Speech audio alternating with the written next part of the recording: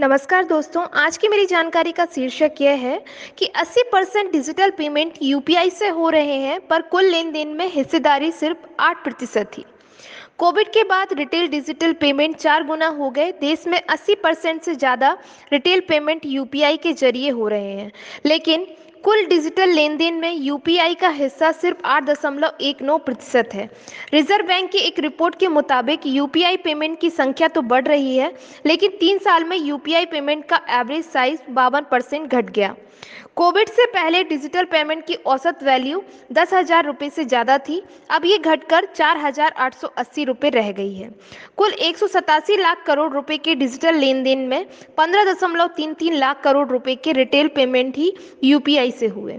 Digital लेन then बढ़ने के बावजूद 3 साल में आम लोगों के पास कैश 26% बढ़ा है। इसका मतलब है कि नकदी से लगाव बरकरार है।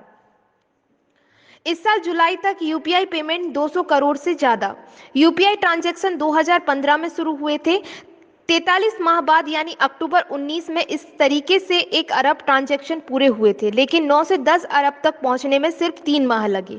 2023 के पहले 8 महीनों में ही 2 अरब से ज़्यादा यूपीआई पेमेंट हो गए। पेमेंट रेवेन्यू के मामले में भारत टॉप 5 देशों में पेमेंट रेवेन्यू के मामले में भारत टॉप 5 देशों में शामिल हो गया है।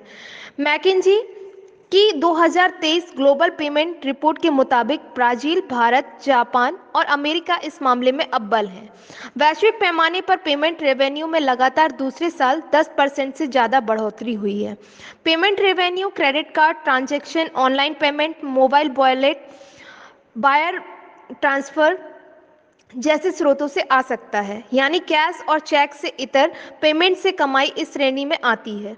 पेमेंट सर्विस प्रोवाइडर या वित्तीय संस्थानों की फीस या ट्रांजैक्शन वैल्यू का तय प्रतिशत रेवेन्यू के रूप में एकत्र होता है।